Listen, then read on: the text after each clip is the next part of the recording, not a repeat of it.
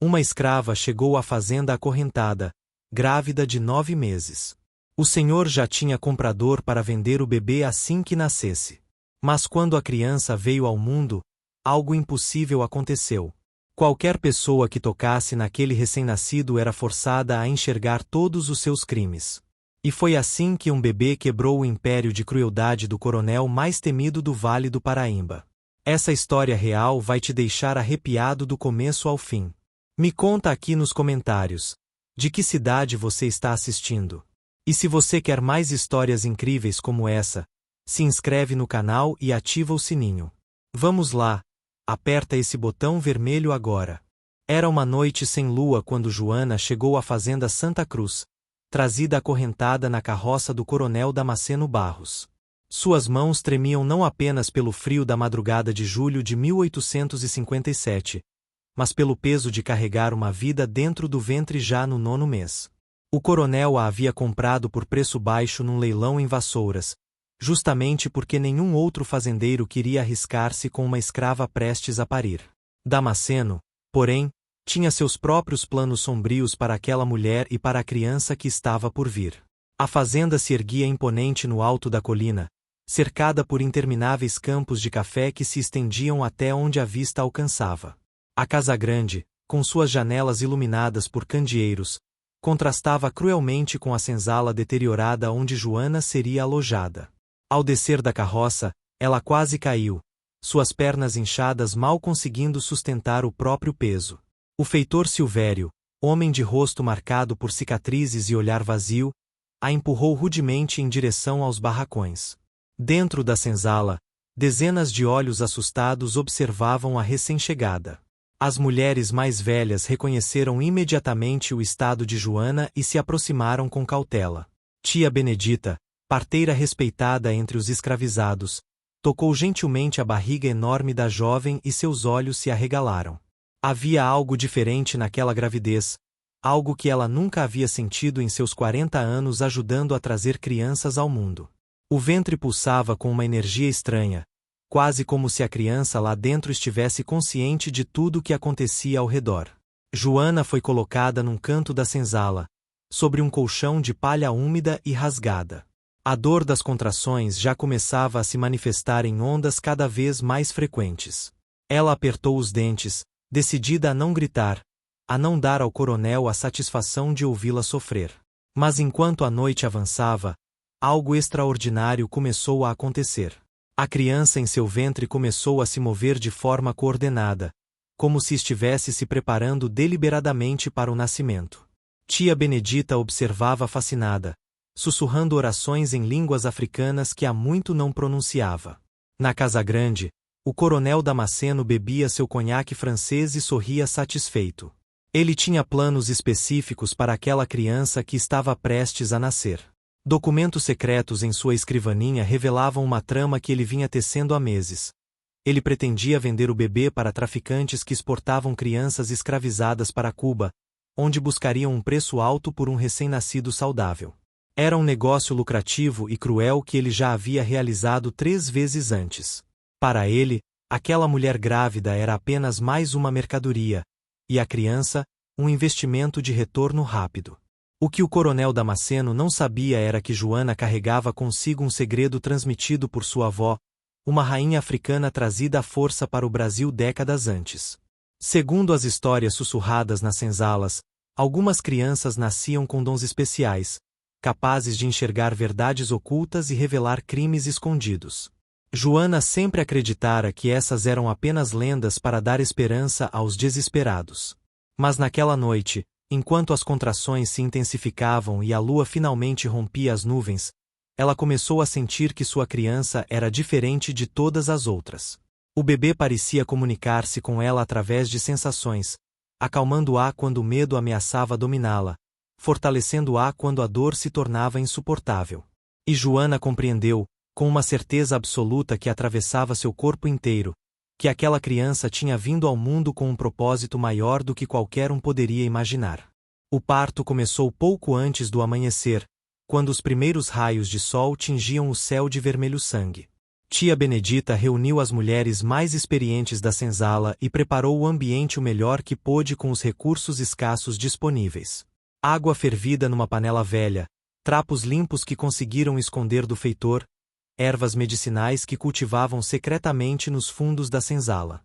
Joana estava deitada sobre esteiras trançadas, cercada por aquelas mulheres que, embora mal a conhecessem, formavam uma corrente de solidariedade que transcendia qualquer diferença. As contrações eram intensas, mas Joana mantinha uma serenidade que surpreendia a todas. Seus olhos permaneciam fechados, mas sua boca murmurava palavras em Yorubá, língua que ela nunca havia aprendido conscientemente, mas que agora fluía dela como água de uma fonte. Tia Benedita reconheceu algumas das palavras, eram canções de parto antigas, invocações de proteção para mãe e filho. A parteira sentiu um arrepio percorrer sua espinha. Aquilo não era normal. Aquela criança estava fazendo algo, comunicando-se através do corpo da mãe. Enquanto isso, na casa grande, o coronel Damasceno acordava de sua bebedeira noturna. Seu primeiro pensamento foi verificar se a escrava havia parido durante a noite. Chamou Silvério, o feitor, e ordenou que fosse à senzala investigar. O feitor retornou minutos depois com a notícia de que o parto estava em andamento. Damasceno sorriu com satisfação e ordenou que, assim que a criança nascesse, fosse trazida imediatamente à casa grande. Ele já tinha compradores esperando, e cada hora de atraso significava dinheiro perdido. De volta à senzala, o momento crucial se aproximava. Joana sentia a criança descendo, mas diferente de qualquer parto que tia Benedita já havia presenciado. Não havia os gritos desesperados, o sofrimento extremo que normalmente acompanhava nascimentos naquelas condições precárias. Era como se a própria criança estivesse guiando o processo, facilitando sua passagem para o mundo. E então, quando o sol nascente iluminou completamente o interior da senzala através das frestas nas paredes de madeira, a criança nasceu. O silêncio que se seguiu foi absoluto. Todas as mulheres presentes ficaram paralisadas, observando o recém-nascido. Era um menino, perfeito em todos os aspectos, mas seus olhos, ainda que fossem olhos de bebê, pareciam carregar uma sabedoria milenar. Ele não chorou imediatamente como as outras crianças. Em vez disso, seus olhos percorreram lentamente cada rosto presente, como se estivesse memorizando, estudando, compreendendo. Quando finalmente emitiu seu primeiro choro, não era um choro de desespero ou desconforto, mas algo que soava quase como um canto, uma melodia que fez todas as mulheres sentirem uma estranha paz interior. Tia Benedita cortou o cordão umbilical com mãos trêmulas e colocou o menino nos braços de Joana. Mãe e filho se olharam, e naquele momento, algo passou entre eles, uma comunicação silenciosa que não precisava de palavras. Joana soube, sem sombra de dúvida, que aquele filho não seria levado, não seria vendido, não seria mais uma vítima do sistema cruel que os aprisionava. Aquela criança tinha vindo para mudar tudo. Mas ela não tinha ideia de como isso aconteceria, nem do preço que teria que pagar pela liberdade que estava prestes a conquistar. Lá fora, os passos pesados de Silvério se aproximavam. O feitor vinha buscar o bebê, seguindo as ordens de Damasceno. As mulheres da senzala se entreolharam, sabendo que não poderiam impedi-lo, mas algo dentro de cada uma delas resistia à ideia de entregar aquela criança especial. Joana apertou o filho contra o peito, e o menino, com apenas minutos de vida, virou a cabeça em direção à porta, seus olhos fixos no ponto exato onde Silvério estava prestes a entrar, como se já soubesse exatamente o que estava por vir e estivesse preparado para enfrentar. Silvério entrou na senzala com sua postura arrogante habitual, o chicote pendurado no cinto como símbolo constante de sua autoridade brutal. Ele era um homem que encontrava prazer perverso em seu poder sobre os escravizados, e naquele momento, sentia-se particularmente importante por estar cumprindo uma ordem direta do coronel. Seus olhos percorreram o ambiente até encontrar Joana com o bebê nos braços. Ele estendeu as mãos grossas, exigindo que ela entregasse a criança imediatamente. Mas quando Silvério tentou pegar o menino, algo extraordinário aconteceu. No momento em que seus dedos tocaram o bebê, ele sentiu uma descarga elétrica percorrer seu corpo inteiro. Não era dor física, Mas algo muito mais perturbador, era como se todos os seus crimes, todas as crueldades que havia cometido ao longo dos anos, desfilassem diante de seus olhos em questão de segundos. Ele viu o rosto de cada pessoa que havia açoitado, ouviu novamente os gritos de dor que havia causado, sentiu o peso das correntes que havia apertado sem piedade. Era uma experiência avassaladora de culpa condensada. O feitor recuou abruptamente, tropeçando em suas próprias botas e caindo sentado no chão de terra batida. Seu rosto havia perdido toda a cor, e suas mãos tremiam violentamente. As mulheres da senzala observavam atônitas, sem compreender completamente o que acabará de acontecer, mas reconhecendo que algo sobrenatural havia se manifestado. Tia Benedita se aproximou do bebê e olhou profundamente em seus olhos. Ela sabia, com a certeza de quem carregava conhecimentos ancestrais, que aquela criança possuía o dom da verdade, um poder de fazer com que qualquer pessoa que a tocasse com intenções malignas fosse forçada a confrontar seus próprios demônios. Silvério conseguiu se levantar com dificuldade, sua arrogância completamente destruída. Ele balbuciou algo incompreensível e saiu correndo da senzala, deixando para trás o chicote que sempre carregava. As mulheres sabiam que aquilo significava problemas maiores. O feitor certamente contaria ao coronel o que havia acontecido, mesmo que não conseguisse explicar adequadamente. Damasceno não era homem de aceitar resistência ou fenômenos que não pudesse controlar. Ele viria pessoalmente, e quando isso acontecesse, a situação se tornaria muito mais perigosa. Joana aproveitou aquele momento de respiro para amamentar seu filho pela primeira vez. Enquanto o bebê se alimentava, ela sentiu uma conexão profunda não apenas com a criança, mas com todas as mães escravizadas que vieram antes dela, com todas que viriam depois. Sentiu o peso de gerações de sofrimento, mas também a força de gerações de resistência. Aquele menino não era apenas seu filho, era uma esperança coletiva, uma possibilidade de justiça que transcendia sua vida individual. As horas seguintes foram de preparação silenciosa. As mulheres da senzala, movidas por um instinto de proteção que desafiava qualquer lógica de autopreservação, começaram a organizar-se. Tia Benedita sabia de passagens secretas na fazenda, rotas de fuga que haviam sido usadas no passado por escravizados que tentaram escapar. Algumas mulheres começaram a esconder provisões, pedaços de pão duro, frutas roubadas da cozinha da casa grande, água em cantis improvisados. Elas sabiam que Joana e o bebê precisariam fugir, e que essa fuga precisaria acontecer antes que Damasceno decidisse resolver a situação de forma violenta.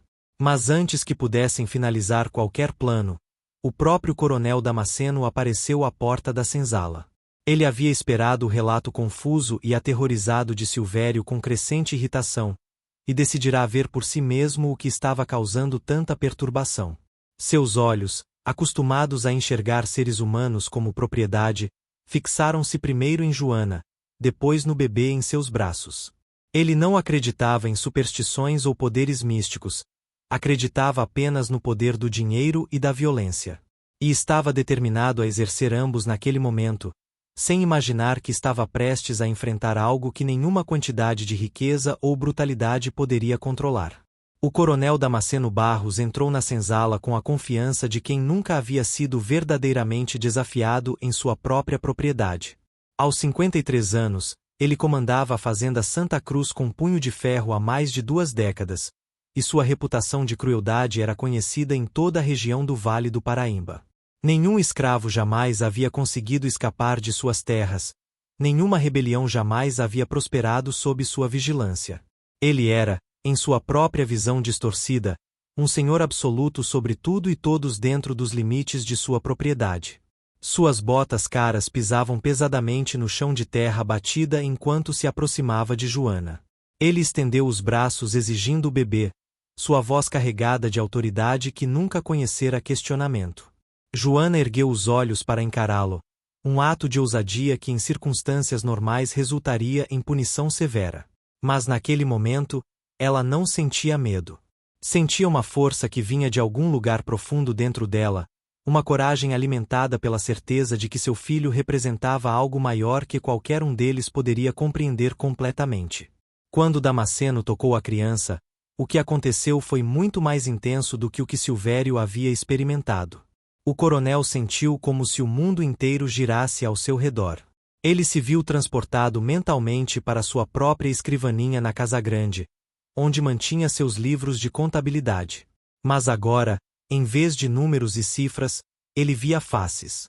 Cada entrada de mercadoria adquirida transformava-se no rosto de um ser humano arrancado de sua terra natal. Cada registro de perda por morte natural revelava-se como assassinato por negligência, por excesso de trabalho, por punição brutal. O que mais abalou Damasceno, porém, foi ver com clareza cristalina as 3 crianças que ele havia vendido para traficantes nos últimos 2 anos.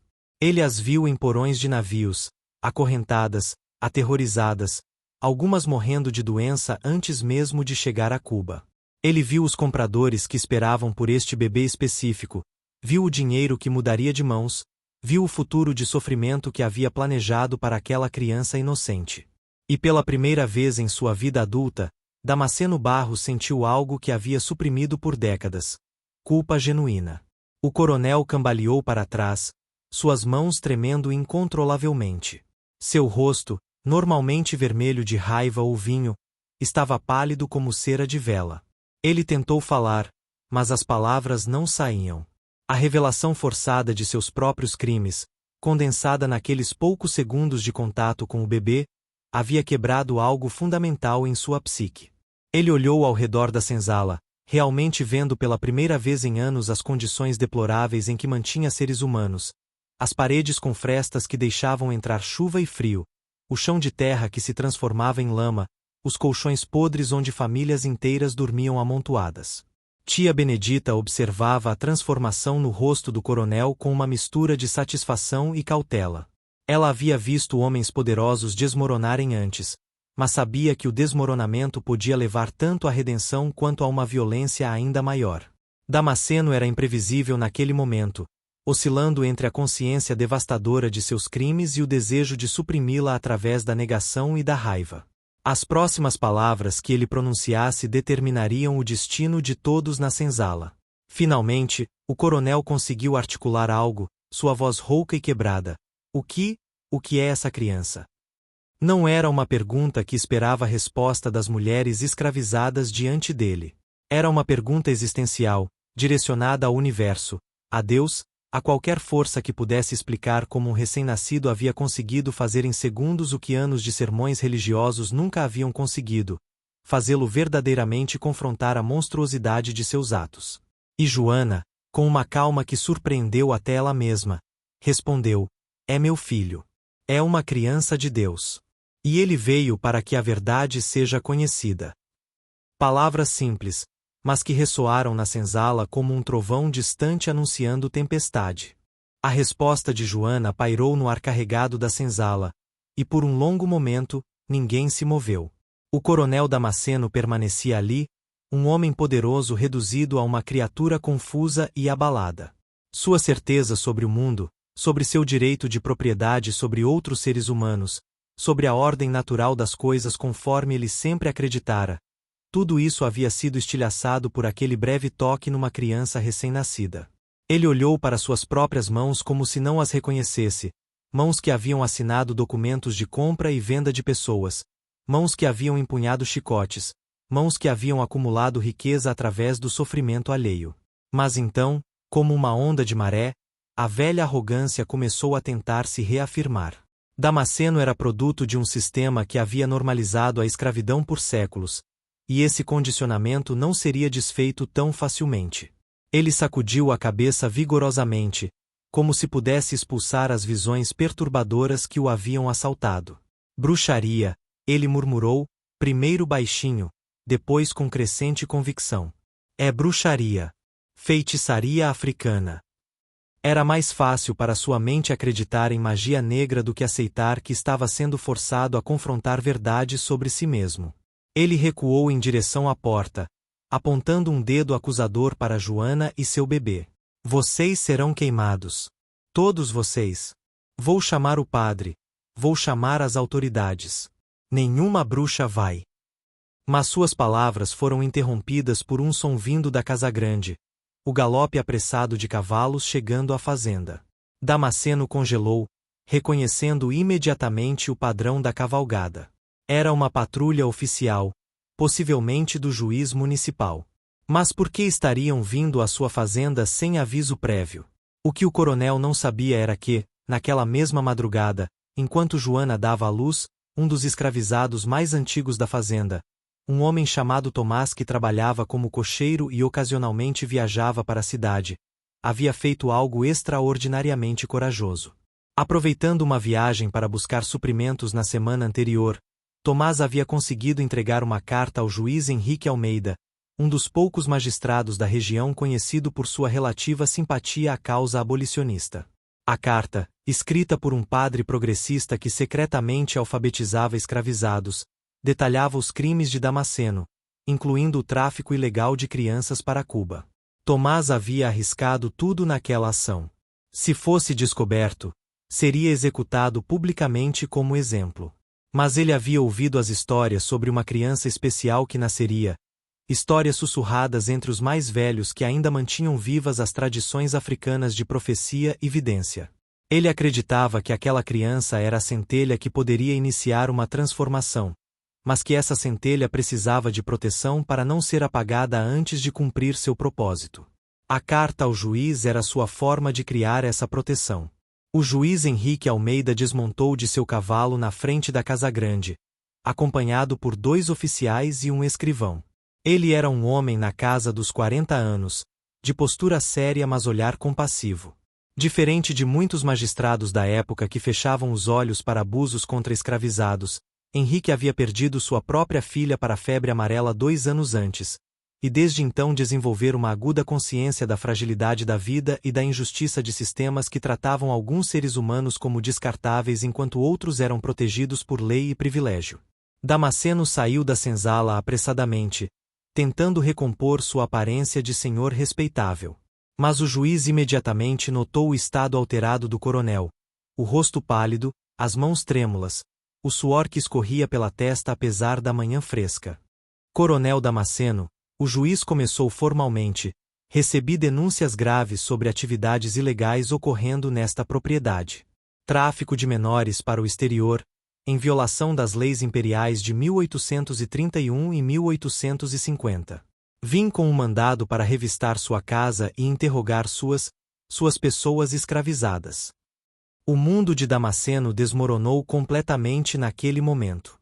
A criança na senzala havia quebrado suas certezas internas, e agora a lei vinha quebrar sua impunidade externa. Ele tentou protestar, ameaçar, usar sua influência política, mas o juiz permaneceu firme. Enquanto os oficiais começavam a revistar a Casa Grande, inevitavelmente encontrando os documentos incriminadores na escrivaninha, Joana permanecia na senzala segurando seu filho, sentindo que o impossível estava acontecendo, que a justiça, tão frequentemente negada aos escravizados, estava finalmente chegando à fazenda Santa Cruz, trazida não apenas pelas mãos da lei, mas pelas forças misteriosas que sua criança especial parecia ter mobilizado desde antes mesmo de nascer. O juiz Henrique Almeida se ajoelhou diante de Joana com uma humildade que surpreendeu todos os presentes. Ele não tocou em Samuel, mas observou o bebê com um misto de admiração e reverência. Posso? Ele perguntou, estendendo as mãos. Joana hesitou por um momento, estudando o rosto daquele homem branco e poderoso que segurava o destino de tantas pessoas em suas decisões. Havia algo genuíno em seus olhos, uma tristeza antiga que ela reconheceu, era a tristeza de quem havia perdido alguém amado. Ela consentiu com um pequeno aceno de cabeça. Quando Henrique tocou gentilmente a mão minúscula de Samuel, ele não experimentou o bombardeio de culpa que havia destruído Silvério e abalado Damasceno. Em vez disso, sentiu uma onda de clareza moral. Viu sua própria vida passando diante dele, as decisões que havia tomado, as vezes em que havia ficado em silêncio quando deveria ter falado contra injustiças, as ocasiões em que seguirá a lei quando deveria ter seguido a consciência. Mas também viu as vezes em que havia feito o correto, quando havia usado sua posição para ajudar os vulneráveis. E mais importante, viu com absoluta clareza o que precisava fazer agora. Ele se levantou e convocou seu escrivão imediatamente. Ali mesmo, Na senzala, ele começou a ditar documentos extraordinários. Primeiro, uma ordem judicial declarando que, dado o envolvimento de Damasceno em tráfico ilegal de seres humanos, todas as pessoas mantidas em escravidão na fazenda Santa Cruz seriam colocadas sob proteção direta do tribunal até que uma solução mais permanente pudesse ser encontrada. Isso impediria que fossem vendidas ou redistribuídas. Em segundo lugar, ele ordenou que a fazenda continuasse operando, mas agora com os próprios trabalhadores recebendo salários justos pelo café que produzissem, transformando-os de facto em trabalhadores livres, mesmo que o status legal precisasse ser resolvido através dos canais apropriados. As pessoas na senzala mal podiam acreditar no que estavam ouvindo. Tia Benedita começou a chorar silenciosamente, lágrimas de décadas de sofrimento finalmente encontrando liberação. Outros escravizados que haviam se reunido do lado de fora da senzala ao ouvir rumores sobre o que estava acontecendo irromperam em exclamações de alegria e descrença. Alguns caíram de joelhos em oração, outros se abraçaram, muitos simplesmente ficaram paralisados, incapazes de processar a magnitude do que estava acontecendo. Mas o juiz Henrique não havia terminado. Ele declarou que faria de Joana e Samuel um caso especial. Usando sua autoridade, ele concedeu alforria imediata a ambos, declarando que qualquer criança nascida em tais circunstâncias extraordinárias, e ele documentou cuidadosamente os eventos do dia, incluindo os testemunhos sobre os poderes incomuns do bebê, merecia proteção especial do Estado. Era uma manobra legal ousada que poderia lhe custar a carreira, mas Henrique não se importava. Ele sentiu que estava sendo chamado para algo maior que suas ambições pessoais. Mais ainda, o juiz estabeleceu um fundo fiduciário usando os recursos confiscados de Damasceno para garantir que Samuel tivesse acesso à educação e oportunidades que normalmente seriam negadas a uma criança de sua origem. Ele designou tutores legais para supervisionar o bem-estar do menino até que atingisse a maioridade. E fez algo ainda mais radical. Estabeleceu um precedente legal declarando que qualquer pessoa comprovadamente envolvida em tráfico ilegal de seres humanos teria suas propriedades confiscadas e usadas para beneficiar diretamente aqueles que haviam sido vítimas de tal comércio. As notícias do que aconteceu na fazenda Santa Cruz se espalharam pela região como fogo em capim seco. Outros fazendeiros ficaram furiosos, temendo que seus próprios crimes pudessem ser expostos. Alguns tentaram usar sua influência política para reverter as decisões do juiz Henrique, acusando-o de ser um radical abolicionista perigoso. Mas a documentação era tão extensa, os crimes de Damasceno tão bem registrados em sua própria letra, que era impossível negar a justiça do que havia sido feito. E a história da criança especial que havia precipitado toda a revelação começou a se espalhar também, adquirindo contornos de lenda nas conversas sussurradas das senzalas em toda a região. Joana permanecia na senzala com Samuel, ainda processando tudo o que havia acontecido em menos de 24 horas.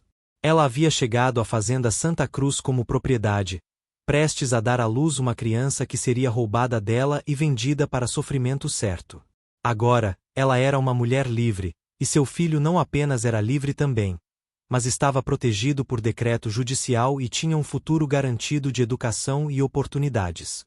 Era como se o universo inteiro tivesse se reorganizado ao redor do nascimento de Samuel. E enquanto ela olhava para aqueles olhos profundos de seu filho, Joana compreendeu que a história deles estava apenas começando, que Samuel tinha um papel a desempenhar que se estenderia muito além da fazenda Santa Cruz.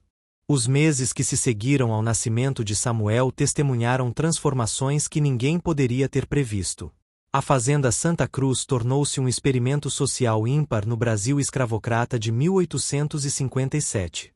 Sob a supervisão do juiz Henrique Almeida e de administradores nomeados pelo tribunal, os antigos escravizados trabalhavam agora como assalariados, recebendo pagamento justo pelo café que produziam. A produtividade, surpreendentemente para muitos observadores mas não para os próprios trabalhadores, aumentou significativamente. Quando pessoas trabalham para si mesmas em vez de sob chicote, descobriu-se, elas trabalham com dignidade e eficiência. Joana criava Samuel numa pequena casa que lhe foi concedida na propriedade, não mais a senzala deteriorada, mas uma moradia digna com paredes sólidas e cama confortável. Ela trabalhava na fazenda também, agora em tarefas de sua escolha e pelo qual era remunerada. Tia Benedita frequentemente cuidava de Samuel quando Joana estava ocupada, e a velha parteira observava fascinada o desenvolvimento da criança. Samuel crescia saudável e forte, mas mantinha aquela qualidade peculiar que o havia marcado desde o nascimento. Suas primeiras palavras vieram excepcionalmente cedo, e ele demonstrava uma compreensão do mundo ao seu redor que ia muito além de sua idade. O caso de Damasceno Barros arrastou-se pelos tribunais, mas seu destino estava selado. As evidências documentais de seus crimes eram irrefutáveis. Ele foi condenado a 20 anos de prisão, uma sentença praticamente sem precedentes para crimes contra pessoas escravizadas, e todas as suas propriedades foram confiscadas. Parte dos recursos foi usado para financiar a continuação da Fazenda Santa Cruz como cooperativa de trabalhadores livres. Outra parte foi distribuída entre aqueles que haviam sido vítimas de seu tráfico, incluindo compensações para as famílias das 3 crianças que ele havia vendido anteriormente, 2 das quais foram eventualmente localizadas e trazidas de volta ao Brasil através de esforços diplomáticos. O juiz Henrique Almeida pagou um preço por sua coragem moral. Fazendeiros influentes da região fizeram campanha para removê-lo de seu cargo, acusando-o de exceder sua autoridade e ameaçar a ordem social estabelecida. Ele foi eventualmente transferido para uma comarca menos prestigiosa no interior distante. Mas Henrique não se arrependeu. Ele visitava regularmente Samuel e Joana, tornando-se uma figura paterna para o menino. Nas longas conversas com Joana, ele falava sobre sua filha perdida e sobre como Samuel havia lhe dado um novo propósito: não substituir sua filha, mas honrar sua memória trabalhando por um mundo mais justo. Quando Samuel completou 5 anos, algo notável aconteceu. Ele começou a demonstrar capacidade não apenas de fazer pessoas confrontarem suas verdades quando tocavam, mas de perceber injustiças ao seu redor mesmo sem contato físico. Ele podia entrar numa sala e identificar imediatamente quem estava sendo desonesto, quem escondia culpas, quem carregava segredos que causavam dano a outros. Era um dom ao mesmo tempo maravilhoso e pesado para uma criança tão jovem. Joana se preocupava com o peso que seu filho carregaria, mas Samuel parecia aceitar sua natureza especial com serenidade, como se sempre soubesse que havia nascido para um propósito específico. A história da criança especial da Fazenda Santa Cruz espalhou-se por todo o Vale do Paraíba e além. Alguns a descartavam como superstição, outros a abraçavam como milagre. Mas independentemente das interpretações, o impacto concreto era inegável. A fazenda prosperava sob gestão cooperativa, provando que havia alternativas à escravidão. Outras propriedades na região, envergonhadas pela comparação ou inspiradas pelo exemplo, começaram a implementar mudanças graduais. O caso de Damasceno estabeleceu precedentes legais que tornaram mais fácil processar senhores de escravos por crimes específicos. E mais importante, as pessoas escravizadas em toda a região ouviram a história e encontraram nela uma centelha de esperança. 31 anos depois, em 1888, quando a Lei Áurea finalmente aboliu a escravidão no Brasil, Samuel tinha 31 anos. Ele havia se tornado advogado, o primeiro homem negro a se formar em direito pela Faculdade de São Paulo, e dedicava sua vida a defender os direitos daqueles que haviam sido escravizados e seus descendentes. Joana, agora uma senhora de 50 anos, testemunhava com orgulho o filho que ela trouxera ao mundo naquela noite dramática de 1857.